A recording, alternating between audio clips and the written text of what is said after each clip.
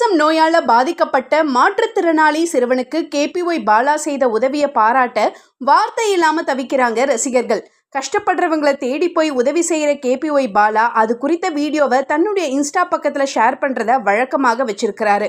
உதவி செய்யறதை ஏன் வீடியோ எடுத்து பப்ளிசிட்டி தேடுறீங்கன்னு பலரும் விமர்சனம் செய்த நிலையில, என் வீடியோவை பார்த்து என்ன மாதிரியே 4 பேர் கஷ்டப்படுறவங்களுக்கு உதவி செய்ய நான் இன்ஸ்பிரேஷனாக இருந்தால் நல்லது தானே அப்படின்னு பதில் சொன்னாரு பாலா.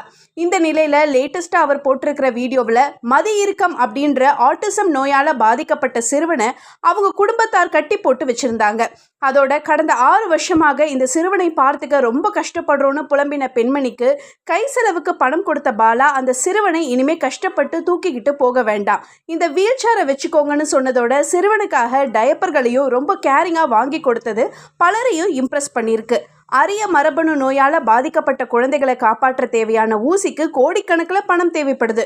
உங்கள் காலில் விழுந்து கேட்குறேன், உங்களால் முடிஞ்ச உதவி செய்யுங்கன்னு கேபிஒய் பாலா உதவி கேட்ட குழந்தைகளுக்கு தேவைப்பட்ட பல கோடி ரூபாய் நிதி உதவி சம்பந்தப்பட்ட குழந்தையுடைய பெற்றோர்களுக்கு போய் சேர்ந்து அந்த குழந்தைகள் கியூர் ஆனதும் குறிப்பிடத்தக்கது.